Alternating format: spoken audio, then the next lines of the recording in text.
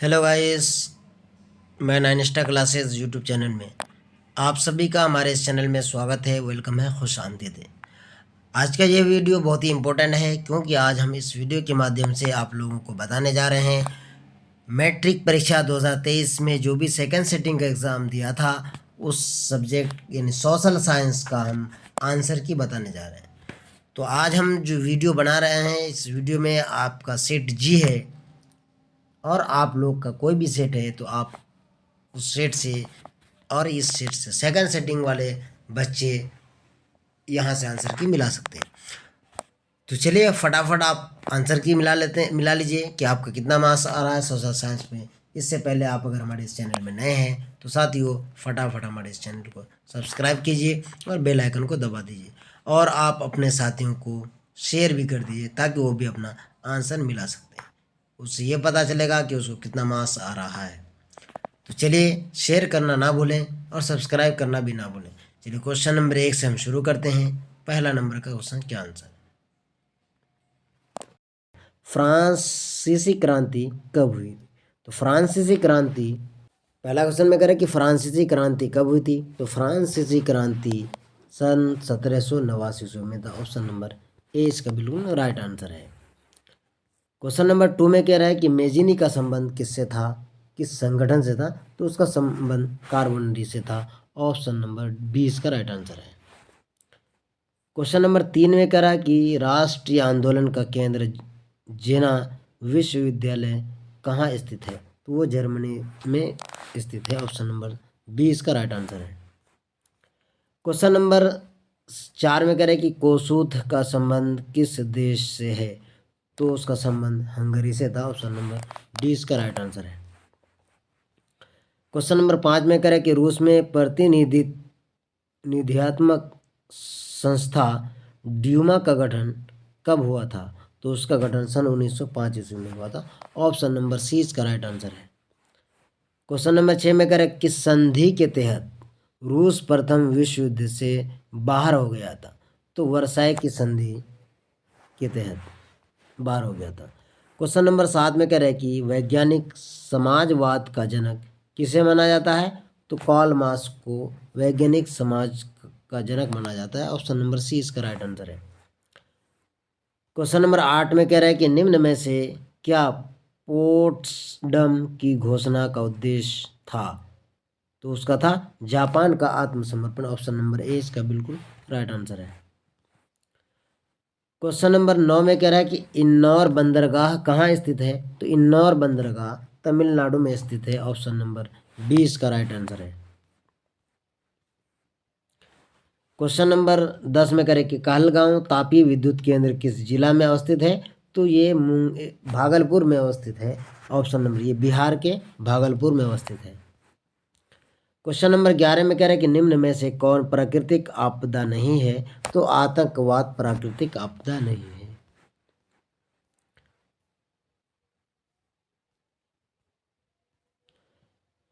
Question number 12 में कह रहे हैं कि कृष्णा राज सागर बांध किस नदी पर बना है? तो ये कावेरी नदी पर बना है जो दक्षिण भारत में है। दक्षिण गंगा कावेरी नदी को ही कहा जाता है। क्वेश्चन नंबर 13 में कह रहा है कि भूकंप की लहरें कहाँ से उत्पन्न होती है? तो ये अधिकेंद्र से उत्पन्न होती है जिसको हम ईपी सेंटर कहते हैं, ईपिक सेंटर। क्वेश्चन नंबर 14 में कह रहे हैं निम्न में से भूकंप तरंग मापन यंत्र को कौन है? तो वह है सिस्मोग्राफ। सिस्मोग्राफ से ही भूकंप की तीव्रता को मापी जाती है। क्वेश्चन नंबर 15 में कह रहे हैं कि कृषि सुखाड़ होता है कब? तो जल के अभाव में, जल की कमी होने से कृषि सुखाड़ होता है।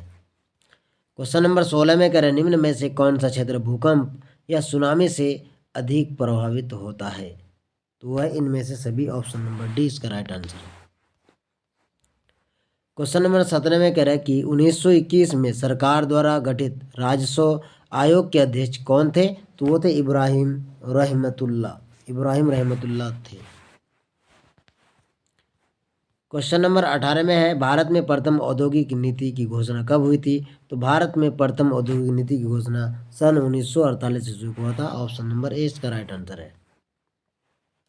क्वेश्चन नंबर 19 में कह रहा है कि 1929 की आर्थिक मंदी का सबसे बुरा असर किस देश पर पड़ा था, तो वो अमेरिका पर पड़ा था। ऑप्शन नंबर 20 का राइट आंसर है। तो साथियों, अब तक जो हमारे इस वीडियो को लाइक नहीं की तो फटाफट लाइक कर दीजिए और शेयर भी कर दीजिए आप। 20 नंबर में कह रहे हैं कि युद्धोत्तर पुनर्निर्माण के लिए पैसे का इंतजाम करने हेतु किस संस्था का गठन हुआ था, तो अंतर्राष्ट्रीय मुद्रा कोष का गठन हुआ था। क्वेश्चन नंबर 21 में कह रहे हैं यूरोपीय आर्थिक संघ की मुद्रा क्या है, तो यूरोपीय आर्थिक संघ की मुद्रा है यूरो। ऑप्शन नंबर डी इसका राइट आंसर है। क्वेश्चन नंबर 22 में कह रहे हैं कि न्यू इंडिया समाचार पत्र को किसने शुरू किया था, तो उसका एनी बेसेंट ने शुरू किया था। ऑप्शन नंबर 20 का राइट आंसर है। क्वेश्चन नंबर 23 में कह रहा है कि वियना कांग्रेस का मुख्य उद्देश्य क्या था, तो वियना कांग्रेस का मुख्य उद्देश्य इनमें से कोई नहीं था। ऑप्शन नंबर डी इसका राइट आंसर हो जाएगा। यानी ए में है गणराज्यों का पुनर्स्थापना करना, लोकतंत्र को पुनर्स्थापित करना, राजतंत्रों को पुनर्स्थापित करना, इनमें से डी यानी कोई नहीं। ऑप्शन नंबर डी इसका राइट आंसर हो जाएगा। क्वेश्चन नंबर 24 में कह रहा है कि सिकंदर कहाँ का निवासी था, तो सिकंदर यूनान का निवासी था। ऑप्शन नंबर सी इसका राइट आंसर है। क्वेश्चन नंबर 25 में कह रहे हैं निम्न में से कौन भारतीय बहुराष्ट्रीय कंपनी है, तो वो है इन्फोसिस, भारतीय बहुराष्ट्रीय कंपनी से। ऑप्शन नंबर सी। 26 नंबर में कह रहा है कि प्रत्यक्ष विदेशी निवेश का सर्वाधिक लाभ किस क्षेत्र को मिला है, तो ये है ऑप्शन नंबर सी यानी सेवा क्षेत्र को। ऑप्शन नंबर सी हो जाएगा इसका, सेवा क्षेत्र को इसका लाभ मिला है। क्वेश्चन नंबर 27 में कह रहा है कि वैश्वीकरण का नकारात्मक प्रभाव निम्न में से किस क्षेत्र में देखा गया है। इस क्वेश्चन में कन्फ्यूज़न है। ये अगर देखा जाए तो इसमें चाहे तो कृषि एवं ग्रामीण क्षेत्र होगा या रोजगार होगा, इन्हीं में से कोई एक होगा। इसमें कन्फ्यूज़न है और आप कमेंट बॉक्स में अगर इसका आपको सही पता है तो ज़रूर कमेंट करें कि इसका क्या होगा, ए या बी। 27 का ए होगा या बी होगा या सी होगा या डी होगा, जरूर कमेंट करें। इसमें कन्फ्यूज़न है, हमारे हिसाब से ये स्वरोजगार होना चाहिए। चलिए क्वेश्चन नंबर 28 में कह रहा है कि गरीबी रेखा निर्धारण हेतु ग्रामीण क्षेत्र के लिए प्रति व्यक्ति प्रतिदिन न्यूनतम कितनी कैलोरी निर्धारित की गई है, तो वह है 2400 कैलोरी निर्धारित की गई। ऑप्शन नंबर सी इसका राइट आंसर है। 29 नंबर में कह रहा है कि निम्न में से कौन कृषि आधारित उद्योग नहीं है, तो वो सीमेंट कृषि आधारित उद्योग नहीं है। 30 नंबर में कह रहा है कि poverty and un British rule in India नामक पुस्तक किसने लिखी, तो वो है दादा भाई नौरोजी ने लिखा है इस पुस्तक को। 31 नंबर में कह रहा है कि निम्न में से किस विधि के अंतर्गत उत्पादित अंतिम वस्तुओं के मूल्य को जोड़कर राष्ट्रीय आय की गणना की जाती है। तो इस क्वेश्चन में भी कन्फ्यूज़न है, लेकिन इसमें भी इसका आंसर ऑप्शन नंबर डी होगा या फिर ऑप्शन नंबर ए होगा, आय होती। लेकिन यहाँ इसमें डी होना चाहिए इसका आंसर सही, इसमें नहीं ऑप्शन सेटिंग हो रहा है, तो इसमें भी हमको कन्फ्यूज़न है। 100% हम नहीं कह सकते हैं। तो अब इसमें कमेंट करके ज़रूर बताएं इसका आंसर क्या होगा सही। चलिए क्वेश्चन नंबर 32 में कह रहा है कि क्षेत्रीय ग्रामीण बैंक की स्थापना कब हुई थी, तो क्षेत्रीय ग्रामीण बैंक की स्थापना सन 1975 ईस्वी को हुआ था। ऑप्शन नंबर ए इसका राइट आंसर है। 33 नंबर में कह रहा है कि निम्न में से कौन राष्ट्रीय राजनीतिक दल नहीं है, तो इनमें से समाजवादी पार्टी राष्ट्रीय राजनीतिक दल नहीं है।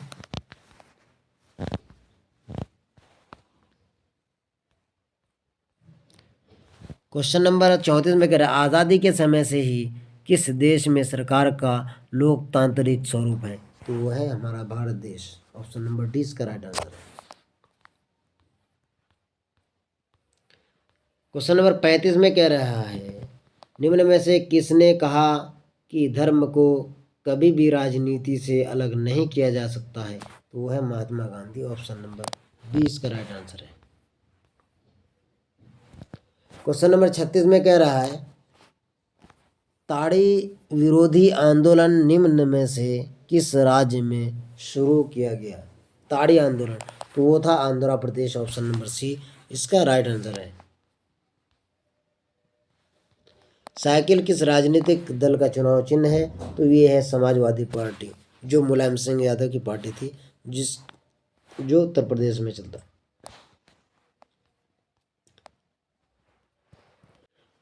क्वेश्चन नंबर 38 में अगर संविधान का अनुच्छेद 40 किससे संबंधित है, तो वो स्थानीय स्वशासन से है। क्वेश्चन नंबर 39 में अगर वेस्ट इंडीज में संघ की स्थापना कब की गई थी, तो सन 1958 में संघ की स्थापना की गई थी। ऑप्शन नंबर ए इसका राइट आंसर है। क्वेश्चन नंबर 40 में कह रहा है निम्नलिखित में से कौन संघों के एक साथ आने का उदाहरण नहीं है।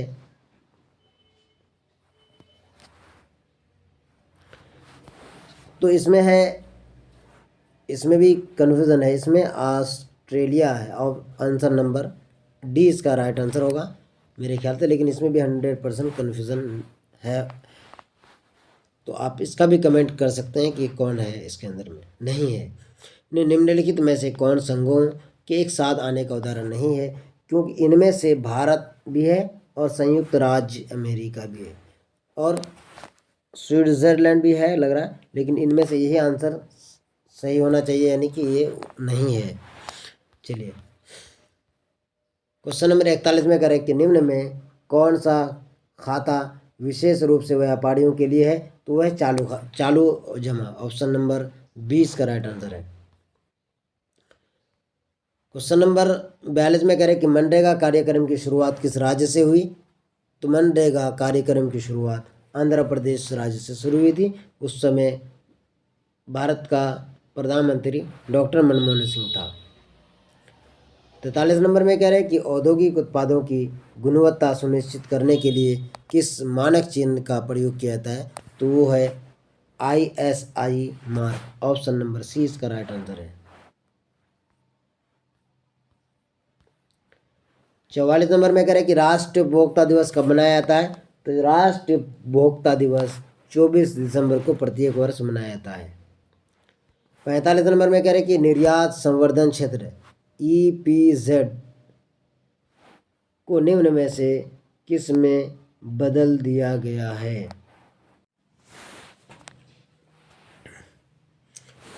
क्वेश्चन नंबर 45 में कह रहा है कि निर्यात संवर्धन क्षेत्र EPZ को निम्न में से किस में बदल दिया गया है, तो वो है ऑप्शन नंबर सी यानी विशेष आर्थिक क्षेत्र। ऑप्शन नंबर सी इसका बिल्कुल राइट आंसर हो जाएगा। क्वेश्चन नंबर 46 में कह रहा है निम्न में से कौन सी बेरोजगारी कृषि क्षेत्र में पाई जाती है, तो वो है छिपी बेरोजगारी। ऑप्शन नंबर ए इसका राइट आंसर है। क्वेश्चन नंबर 47 में कह रहा है कि प्रधानमंत्री नरेंद्र मोदी ने विमुद्रीकरण की घोषणा कब की थी, तो वो थे 8 नवंबर 2016 ईस्वी को। अचानक 8 बजे रात में वो 500 और 1000 के नोट को बंद कर दिया गया था और 500 और 2000 के नोट को चालू करने के इसमें। चलिए वही है विमुद्रीकरण। क्वेश्चन नंबर 48 में करें कि भारत में मौद्रिक नीति का निर्धारण कौन करता है, तो भारतीय रिजर्व बैंक करता है। Option number C. Question number 49 में करें किस आयोग या कमेटी ने सतत पोषणीय विकास की अवधारणा प्रस्तुत की है, तो वह है ऑप्शन नंबर ए ब्रुंडलैंड आयोग ने किया है। क्वेश्चन नंबर 50 में कह रहे हैं कि निम्न में से पुरानी जलोढ़ मिट्टी कौन है, तो वो है बांगर मिट्टी। ऑप्शन नंबर 20 का राइट आंसर है। क्वेश्चन नंबर 51 में कह रहे हैं कि प्रथम राष्ट्रीय जल नीति कब लागू हुई थी, तो प्रथम राष्ट्रीय जल नीति लागू हुई थी सितंबर 1987 ईस्वी को। क्वेश्चन नंबर 52 में कह रहे हैं कि जिम कॉर्बेट राष्ट्रीय उद्यान कहाँ स्थित है, तो ये उत्तराखंड में स्थित है। ऑप्शन नंबर ए इसका राइट आंसर है। भारत का सबसे छोटा जैव मंडल रिजर्व कौन सा है, तो वह है Dibru Saikhowa. Option number D इसका राइट आंसर है। क्वेश्चन नंबर 54 में कह रहे हैं क्यूनाइन का उपयोग होता है मलेरिया की बीमारी में इस्तेमाल होता है।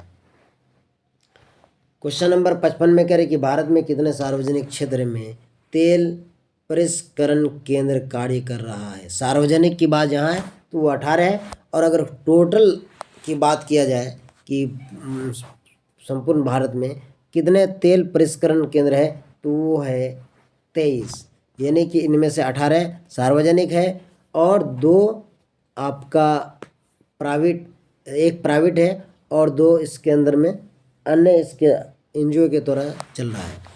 तो कहा जाता है कि यहाँ 18 सार्वजनिक है और 3 अन्य है, कुल मिलाकर के 23 है। और यहाँ जो पूछ रहा है कि कुल कितने सार्वजनिक क्षेत्र है, तो ये 18 हो जाएगा। ऑप्शन नंबर 20 का राइट आंसर है। 56 नंबर में कह रहा है, क्वेश्चन नंबर 56 में कह रहा है भारत के प्रथम जल विद्युत संयंत्र की स्थापना कहाँ की गई थी, तो वो है दार्जिलिंग में, यानी बंगाल में पड़ता है। क्वेश्चन नंबर 57 में कह रहे हैं निम्नलिखित में से किस समुदाय ने ब्रुसेल्स में बहुमत का गठन किया था, तो फ्रेंच भाषी समुदाय थे। ऑप्शन नंबर ए इसका राइट आंसर है। क्वेश्चन नंबर 58 में कह रहे हैं कि सरकार के उच्च और निम्न स्तरों के बीच शक्तियों के विभाजन को कहा जाता है, क्या जाता है, ऊर्ध्वाधर वितरण कहा जाता है। ऑप्शन नंबर सी इसका राइट आंसर है। क्वेश्चन नंबर 59 में कह रहे निम्न में से कौन नगर निगम का प्रमुख होता है, तो वो महापौर होता है। ऑप्शन नंबर डी इसका राइट आंसर है। क्वेश्चन नंबर 60 में कह रहे निम्न में से कौन सा विशेष समवर्ती सूची में शामिल है, तो वो है शिक्षा। ऑप्शन नंबर डी इसका राइट आंसर है।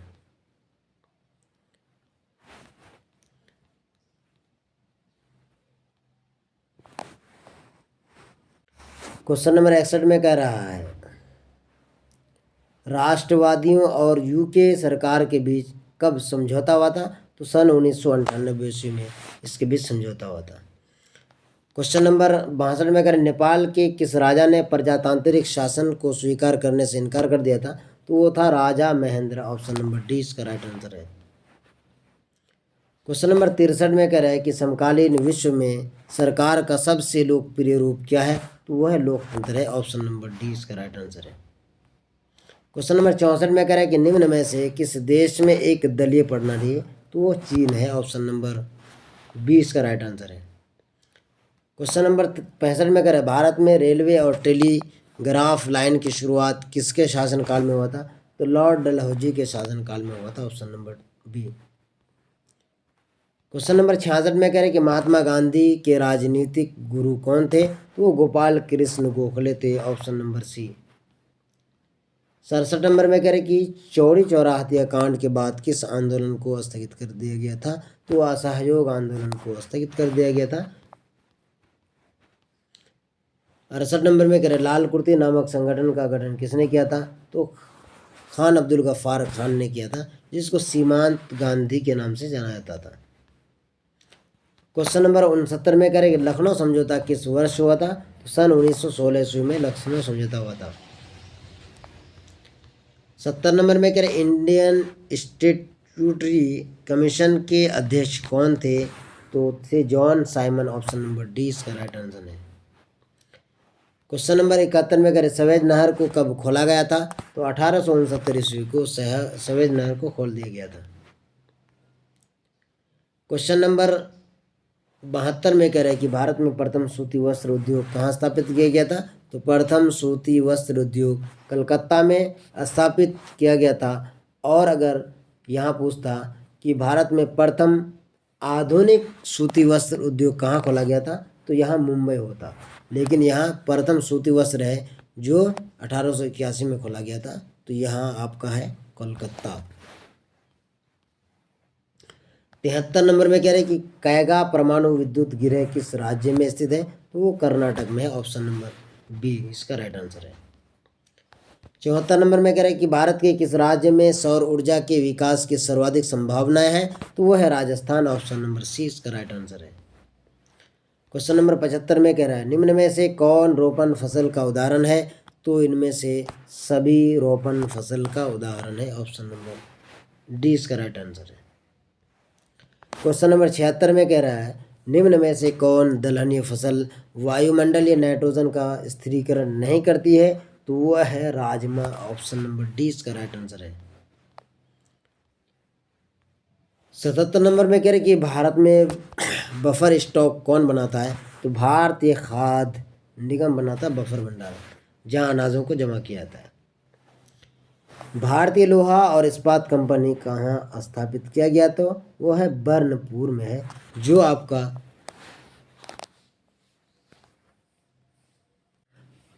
आसनसोल से बिल्कुल निकट में है, बंगाल में पड़ता है। क्वेश्चन नंबर 79 में करें कि मध्य रेलवे का मुख्यालय कहाँ है, तो मध्य रेलवे का मुख्यालय मुंबई में है। ऑप्शन नंबर 20 का राइट आंसर है। और ये आखिरी क्वेश्चन है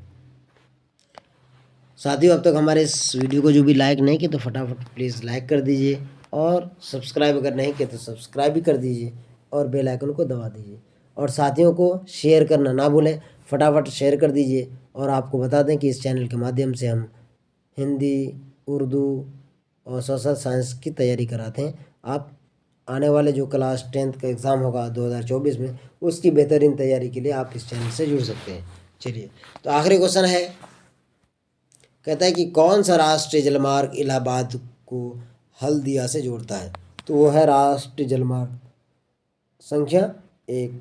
ऑप्शन ए बिल्कुल राइट आंसर है।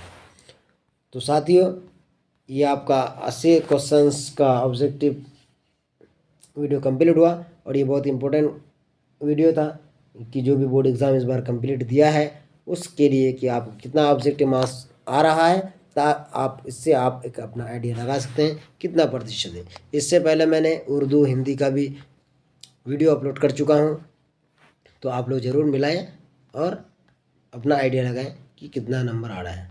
तो इस तरीके से ये हमारा वीडियो समाप्त हुआ। आप सभी का शुक्रिया। जय हिंद,